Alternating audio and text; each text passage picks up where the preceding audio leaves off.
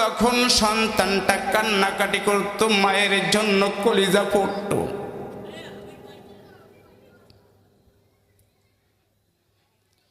এমন কান্নাকাটি করে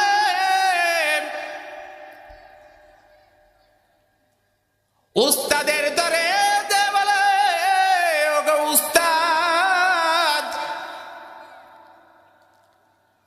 আমার কলিজা পুড়ে যায়, আমার মাকে দেখার জন্য আমার কলিজাটা জ্বল না যাইতেছেন। এ বাবা, যার মা নাই কেউ বোঝে যে মায়ে মা হারানো ব্যথা কেমন। আমার মা নাই, বাড়িতে যখন যাই মাহফিল করে, বুকের ভিতর আমার আব্বা সারা রাত জেগে থাকেন। বারবার ফোন দিয়ে বলে, আব্বু তুমি কই, কোথায় আছো, মাহফিল করতেছো? বারবার বারবার আব্বা ফোন করে করে জিজ্ঞেস করে।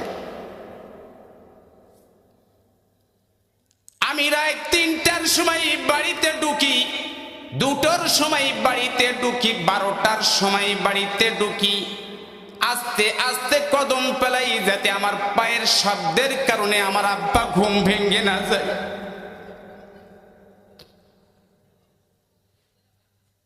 আব্বু কোথার থেকে আওয়াজ শুনে ডাক দিয়ে বলে, মাহবুব তুমি আসছো গো, তুমি বাড়িতে আসছো নাকি? আরে মায়ের মতো এমন তোর হদিহি নাই, মা গো তুমি কাঁদিলে কেন একলা বাড়িতে, মা গো তুমি কাঁদিলে কেন একলা বাড়িতে, তোমার আমার দেখা হবে জান্নাতের সিঁড়িতে, মা গো তুমি কাঁদিলে কেন একলা বাড়িতে। গেছি কয়রায় মাহফিল করতে। মাওলানা সুলাইমান হুসাইন নোমানি নাম করে এক বক্তা আছে, হয়তো আপনারা শুনছেন নাকি নাম, বড় মাপের বক্তা। এই মাস 2 হয়েছে রোড অ্যাক্সিডেন্টে মারা গেছে। তার একেবারে হাতে গড়া বক্তা, জগতের হাতে গড়া ছাত্র আমি। তার বাড়ির মাহফিলে গেছি মাহফিল করতে, বাড়ির মাহফিল করতে গেছি আমি। তো মাহফিল করতে যে খানা খেয়ে সে মুরব্বী হয়ে গেছে, দাড়ি ফাইকে সেই রকম মুরব্বী, 5টা সন্তান, মুরব্বী হয়ে গেছে। নিয়ে গেছে তার বাড়িতে, আমার কাছে, মাওলানা চলো, আমিও বক্তা, বিশেষ বক্তা সেইখানে, মাওলানা চলো আমার বাড়িতে, চলো ঘুরে আসে। মা দেখে ডেকে বলতে নাই, মাওলানা মাও বেঁচে আছে, আব্বাও বেঁচে আছে। মা আর আব্বা যেভাবে এত সুন্দর করে করে আনন্দ করতেছে আর জড়ায় ধরে ধরে, আমার কলিজার পানি শুকাইয়া যাইতেছে। মনে রে বলম, আমার মাও যদি থাকতো এমন ভাবে আদর করতো,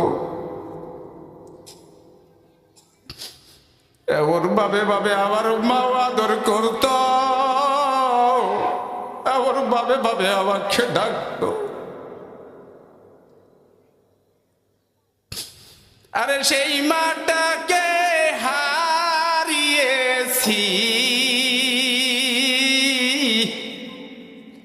আর তো আর ডাকবে না। এ বাবা, যার মা নাই একটু মাথাটা নত করে দিয়ে চোখের পানি ছেড়ে দে।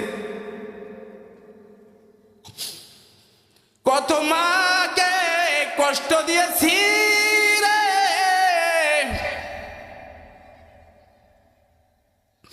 ইচ্ছাই কষ্ট দিয়েছি, অনিচ্ছাই কষ্ট দিয়েছি। একটু মায়ের জন্য চোখের পানি ফেলে আর বলেন, মালিক রে, মাদ্রাসার মাহফিলে এসে আল্লাহ গো, ওই চোখের পানির ওসিলায় আল্লাহ তুমি আমার মাকে মাফ করে দাও।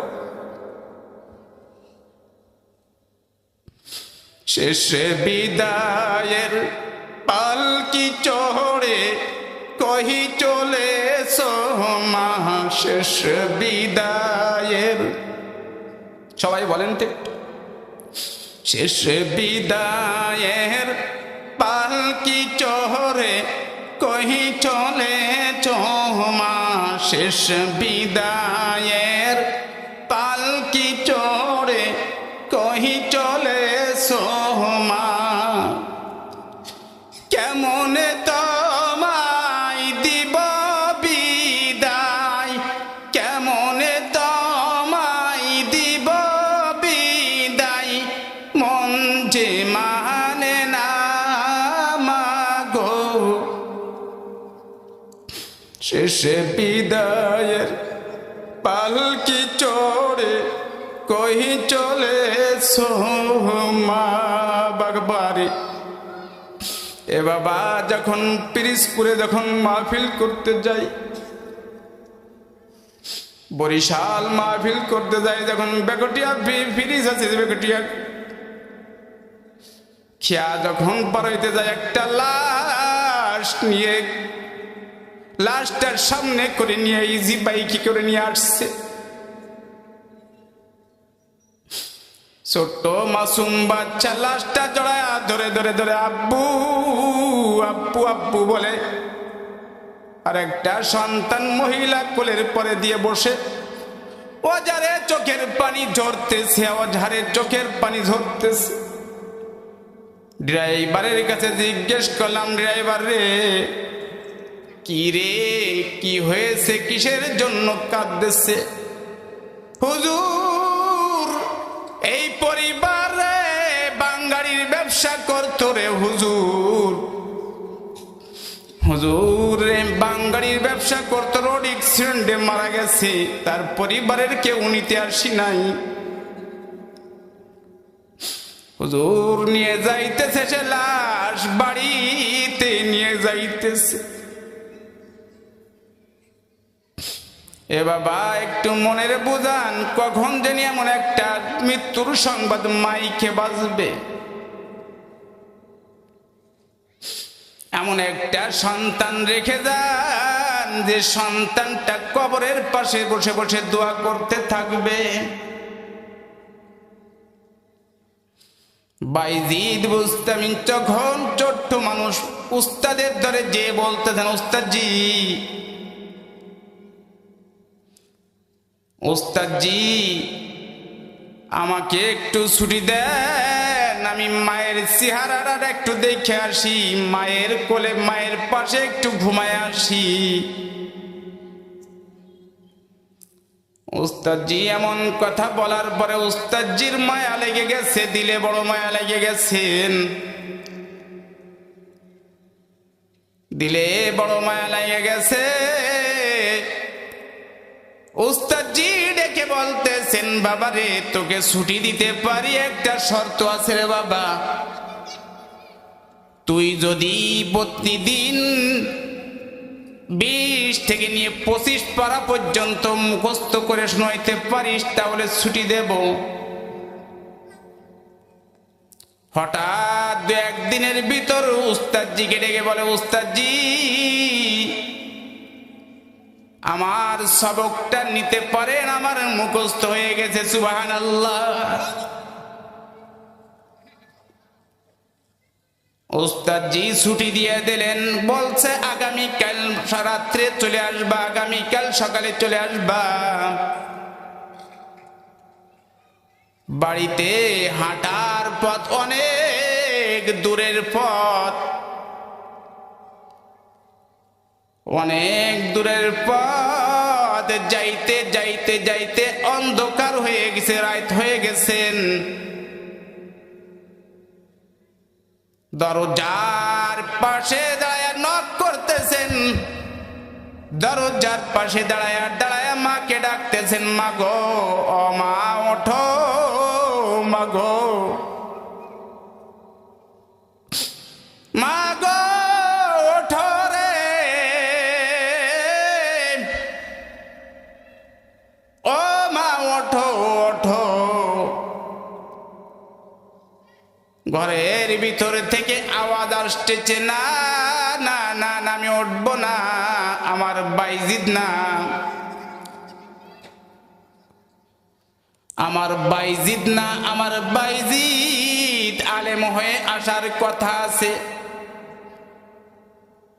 যাও যাও যাও যাও, আমার দরজার কাছ থেকে তুমি চলে যাও। যতদিন পর্যন্ত আলেম না হতে পারবে ততদিন পর্যন্ত আমার দরজায় তুমি এসো না। যতদিন পর্যন্ত আলেম না হতে পারবা, যাও তুমি চলে যাও, তুমি আমার দরজায় আসবা না।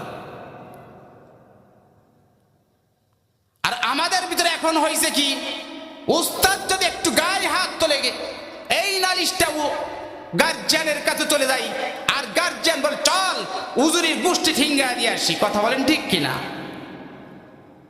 কি আছে নাই দেখো? আরে আমি নিজেই দেখেছি বাবা, এটা আসলে বানাতো কোনো কথা না। আমাদের সঙ্গে একই সঙ্গে পড়ছে এত মিদাবি ছেলে, ওরে উস্তাদ মারছে।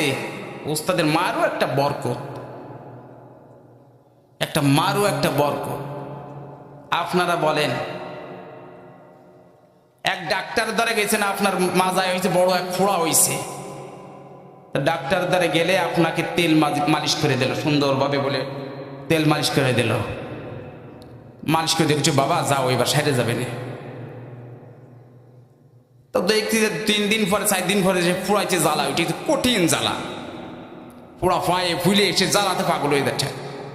ও গেছে আর এক ডাক্তার ধরে, ডাক্তার ধরে গেলি সেই ডাক্তার 3-4 যুবকদের দায়রে নেয়, ধর ওর আইডে গরুর মতন ধর, তৈরি ওরে ফেলায় মোটামুটি বেলের ডেট যে ফাইড়ে দিয়ে সব বাইরে হয়ে গেছে। বাইরে হয়ে গেলি আধা ঘন্টা পরে এবার কিরাম লাগতেছে, তো এইবার তো একটু ভালো লাগতেছে। তা করছে তুই যে প্রথম যে ডাক্তার ধরে গেছে তেল মালিশ করে দিছে, তো জীবনটা শেষ করে দিছে। কথা বলেন ঠিক কিনা? তা আমাদের ছাত্রদের এই তেল মালিশ করে করে পড়ানো, ওই যে সরকারিতে বলে দিছে না বেত উঠেও দিতে হবে, হ্যাঁ বেত রাখা যাবে না, ওই তেল মালিশ করে পড়াইছে। তো আমাদের সন্তানগুলো কি হয়ে গেছে বলেন তো? বিয়াদব হয়ে গেছে। কথা বলেন ঠিক কিনা? আমাদের কওমি মাদ্রাসায় আলহামদুলিল্লাহ এটা নাই। পড়লি পড়বা, না পড়লি দূরে সরে যাবা। আছে না কি এরকম নিয়ম? নাই। তো আমাদের সঙ্গে পড়তো উস্তাদজি, তাকে মারছে, তুই একটা বাড়ি দিছে, ওই বেতের আঘাত লাগিছে, নিয়ে বাড়ি দেখাইছে, সাই ভাবে 3-4 জন চলে আইসে উস্তাদের এত বড় ধিক্কার দিল, উস্তাদের চোখে থেকে টপ টপ করে পানি পড়তেছে। আমার নিজের চোখ দিয়ে দেখা। বলতে না বলতে 1 সপ্তাহ পরে ওই সন্তানটা রিক্সা হাতে উঠে গেছে। কি হাতে উঠে গেছে? এই বদদুয়া কার বদদুয়া বলেন তো? উস্তাদের। এই জন্য সন্তানদেরকে যে মাদ্রাসায় পড়াই, যে আপনাদের এই মাদ্রাসায় পড়াই, এই সন্তানটাকে যদি আমি তেল মালিশ করে পড়াই, এই পড়ানোর কোনো লাভ হবে না। আমার চশমাটা আমার শ্বশুর বাড়ির থেকে দিয়েছে, এখন এই চশমাটা যদি আমি মাহফিল করে যাওয়ার সময় যদি নিজেরা হারায় যাই, তার মনের বুঝ দিতে কত সময় সহজ লাগবে, পরের তো পরে গেছে দেখি যায়। আচ্ছা নিজের শরীরের টাকা থাকতো, আরে কত কষ্ট করে কিনা, কথা বলেন ঠিক কিনা? এই জন্য ওই গার্জিয়ান পারতো না, এই তুমি বহুদিন পরে আসছো বাবা আমার পাশে একটু ঘুমিয়ে যাও, কি পারতো না? পারতো। তারপরও ঘুমাইতে দি নাই, যাও বাবা যাও, যতদিন পর্যন্ত আলেম না হয়ে আসবা ততদিন পর্যন্ত আমি তোমার চেহারাটা দেখবো না। সুবহানাল্লাহ বলেন, আরো আস্তে বলেন সুবহানাল্লাহ। জোরে বলা যাবে না, মা বোনরা পাশে রয়েছে শুনে পেলাবে। সুবহানাল্লাহ বলেন আস্তে, তাই এবার জোরে বলেন সুবহানাল্লাহ। চলে গেছে যে কি রে তুমি চলে আসলে কেন? উস্তাদজি জিজ্ঞেস করতেছে, হুজুর আমার মা আমার চেহারাটা দেখবে না, যতক্ষণ পর্যন্ত আলেম না হয়ে আসতে পারবো ততক্ষণ পর্যন্ত আমার মা আমার আর দেখবে না। হুজুর আমি আজকের থেকে নিয়াত করছি আমি আলেম না হয়ে আমি আমার মায়ের চেহারা দেখবো না। সুবহানাল্লাহ, আরো জোরে বলেন সুবহানাল্লাহ। 15-20 বছর পরে আলেম হয়ে গেছেন, পাগড়ি দেবে, উস্তাদজি ডেকে বলতেছেন, এই তুমি তো একজন আলেম হয়ে গেছো গো, তোমাকে আমি পাগড়ি দিব। ওই রাত্রে উস্তাদজিকে স্বপ্নে দেখাইতেছে আল্লাহর নবী, ডেকে বলেন, এই উস্তাদজি একটা পাগড়ি দিলে হবে না, ওকে 2টে পাগড়ি দিতে হবে। সুবহানাল্লাহ বলেন, মুহাব্বতের সঙ্গে বলেন সুবহানাল্লাহ, আরো জোরে বলেন সুবহানাল্লাহ। একটা পাগড়ি দিলে হবে না, ওকে 2টো পাগড়ি দিতে হবে। স্বপ্নের মাধ্যমে দেখার সঙ্গে সঙ্গে একটা পাগড়ি দিবা হলো ওকে আলেম হয়েছে, এমন পাগড়ি দিবা। আল্লাহর নবী স্বপ্নে বলতেছেন একটা পাগড়ি দিবা ওকে আলেম হয়েছে এই জন্য পাগড়ি দিবা, আর একটা পাগড়ি দিবা মারিফাতের জন্য অর্জন করেছে ওকে আর একটা পাগড়ি দিবা। সুবহানাল্লাহ বলেন, মুহাব্বতের সঙ্গে বলো সুবহানাল্লাহ, আরো জোরে বলেন সুবহানাল্লাহ। কয়টা পাগড়ি? পাগড়ি নিয়ে চলে গেছেন, যে ডাকে বলে মাগো মাগো, ও মা তোমার দরজায় এসেছি। মা দরজা খুলে ডেকে ডেকে বলতেছেন, আয় আয় আমার বুকে আয়। বাবারে বড় আশা ছিল গো, তোকে আলেম হয়ে আসবি আমার বুকে শালা। এ বাবা তুই তো আলেম হয়ে আইছিস, আমার বুকে আয়। এ মুসলমান ভাইরা রে, একটা ছেলেকে যদি আলেম বানাইতে পারি, একটা ছেলেকে যদি মুফতি মুহাদ্দিস বানাইতে পারি, আপনার আমার জানাজার জন্য ভাড়া করে ইমাম আনা লাগবে না।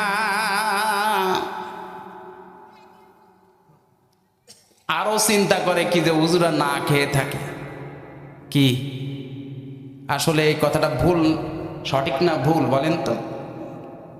আরে হুজুররা যা খায় তা তোরা তো সই দেইসনি, হ্যাঁ? হুজুররা যা খায় তা তো সই দেখেন, কারণ খাওয়াই কে? আরো আসতে বলেন, আরো আসতে বলেন, খাওয়াই কে? আল্লাহ তাআলা। এই জন্য হুজুর হয়ে লস করছি না লাভ করছি বলেন তো? লাভ করছি। কাজী আবু বক্কর সে আলেম মানুষ, নতুন আলেম হয়েছে, আলেম হয়েন চাকরি বাকরি নাই। কাজী আবু বক্কর চিন্তা করতেছেন যে আমি তো একজন আলেম হয়েছি, আমার কোনো চাকরি বাকরি নাই। কাজী আবু বক্কর এই টেনশন করতেছে আর মরুভূমির ভিতর দিয়ে অলিতে গলিতে ঘুরতেছে, শহরের ভিতর দিয়ে ঘুরতেছে। হঠাৎ করে কাজী আবু বক্কর কালেকশন আছে নাকি? হঠাৎ করে কাজী আবু বক্কর একটা গহনার একটা টোপলা পেয়েছে, প্যাকেট পেয়েছে। এত চাকরি নাই, ক্ষুধার্ত অবস্থায়, টেনশন মাথায়, একটা গহনার টোপলা পেয়েছে। তো কাজী আবু বক্কর গহনার টুফলাটা ধরে নিয়ে চিন্তা করতেছে, আল্লাহ গো, আমার তো চাকরি নাই, তুমি আমার কি কত বড় একটা আমানত আমার কাছে দিলা। কাজী আবু বক্কর এই টেনশন করতেছে আর সব জায়গায় খুঁজতেছেন, এই কেউ হারিয়ে গেছে নাকি কোনো কারো কিছু প্রচার করতেছে, খুঁজতেছে লোক, কারোর কোনো গহনা হারিয়েছে নাকি। একটা গহনার একটা টুকলা পেয়েছে, কাউকে না পেয়ে চলে গেছে বাড়িতে, যে প্যাকেটটা রেখে ক্লান্ত অবস্থায়, টেনশন অবস্থায় প্যাকেটটা রেখে কাজী আবু বক্কর ঘুম ঘুম ভাব এসেছে। কোথার থেকে একটা আওয়াজ আসতেছেন, একটি হারানো বিজ্ঞপ্তি, একটি হারানো বিজ্ঞপ্তি, কিছু গহনা হারিয়ে গেছে, যদি কোনো ব্যক্তি পেয়ে থাকেন তাহলে জমা দিয়ে আপনি আপনার জন্য হাদিয়ার ব্যবস্থা করেছি। এমন শব্দটা কানে আসার সঙ্গে সঙ্গে কাজী আবু বক্কর গহনার টুকলাটা নিয়ে দৌড়াইতেছেন। আল্লাহর বান্দা মুরব্বী পাহাড়ের পরে দাঁড়ায়া, পাথরের পরে দাঁড়ায়া বলতেছেন, এই একটা হারায় বিজ্ঞপ্তি, কেউ কি পেয়েছো নাকি রে? যদি পেয়ে থাকো জমা দিয়ে তার জন্য হাদিয়ার ব্যবস্থা করেছি গো। কাজী আবু বক্কর গহনা নিয়ে বলেন, বাবাজি দাঁড়ান, দাঁড়ান বাবাজি দাঁড়ান, এই গহনা আপনার হারিয়েছে, কি কি হারিয়েছে আপনি প্রমাণ দেন। প্রমাণ দিয়ে দেখতেছে, প্রমাণ যা যা দিছে মিলে গেছে। সুবহানাল্লাহ বলেন, মহাব্বত নিয়ে বলেন সুবহানাল্লাহ। প্যাকেটটা আল্লাহর বান্দা মুরব্বির হাতে দিয়ে বলতেছেন, মুরব্বি নেন, আপনার তা বুঝে শুনে নেন। কাজী আবু বক্কর মুরব্বির হাতে গহনা দিয়ে চলে গেছেন, রওনা দিয়েছেন। মুরব্বিকে ডেকে, মুরব্বি ডেকে বলতেছেন, এই দাঁড়াও না, নাউজওয়ান দাঁড়াও, এই নাউজওয়ান দাঁড়াও, তোমার জন্য কিছু হাদিয়ার ব্যবস্থা করেছি, তুমি নাও, তুমি লয়ে যাও। কাজী আবু বক্কর ডাক দিয়ে বলেন, এই আল্লাহর বান্দা,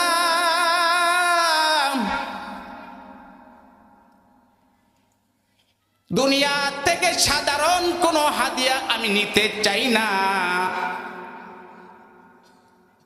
যদিও হাদিয়া নিতে হয় আমি আমার মালিকের কাছ থেকে হাদিয়া নেব। সুবহানাল্লাহ বলেন, আরো জোরে বলেন সুবহানাল্লাহ। আমার মতন হুজুর হইলে ওয়াজ করে নাইমে পারবো না, রাস্তায় গেলে 500 টাকার নোট 2 খান পেলানো কয়খান মুরব্বী? আরো জোরে, জোর হলো না, মানে যে কয়জন বলতেছে ওই কয়জন মনে হয় যে ফেরত দেয়, আর বাকিগুলো ফেরত দেয় না, এই জন্য আর বলতেছে না। কি ঠিক আছে না? বলেন তো কয়খান? এইবার সবাই ফেরত দেয়, এইবার বোঝা গেছে। আমার মতন হুজুর ফালিয়ে ওহনিতে দেখতে কি গেটের সামনে 2 খান ওয়াজ করে নাই, এমনি চকচকে 2 খান নোট, 500 টাকার নোট 2 খান পাওয়া গেছে। এনে ডাইনে বামে তাকায় দেহে, এনে পাও চুল কোনো নাম নিয়ে উঠে ফাঁকেটে থুয়ে দেখ পানি হালাল কি করে করা যায় বাড়িতে দেখ পানি। আছে না এমন শ্রোতা? শুধু বক্তা না, শ্রোতাও আছে না? এক আল্লাহর বান্দা বাদাম খায়, ওয়াজ শুইনে বাদাম খায়, টুপলা বাইন্দা আবার যেমন পোশাক তেমন বাইন্দে সুন্দরভাবে থুয়ে দিচ্ছে। মাইকালা বাই, এই মাইকালা বাই না করলাম তাই বলে আমার এই বাই না।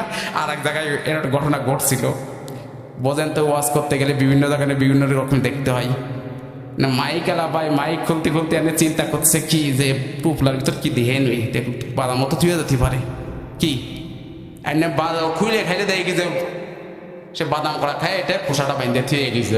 ভালো কাজ করেছে না? তাহলে আমরা কত বড় আসলে বুজুর্গ মানুষ। নওজোয়ান ডেকে বলতে দেন না বাবা, আমি দুনিয়ার ছোট হাদিয়া নিতে চাই না। হাদিয়া যদি নিতে হয় আমি আমার মালিকের কাছ থেকে নেব। সুবহানাল্লাহ বলেন। মালিকের কাছ থেকে হাদিয়া নিব। 1 যুগ পরে কাজী আবু বকর নৌকা পথের নদীর পথে দিয়ে যাইতেছেন, বন্ধু বান্ধবদেরকে সাথে করে নিয়ে যখন নদীতে ভ্রমণ করতে যাইতেছেন,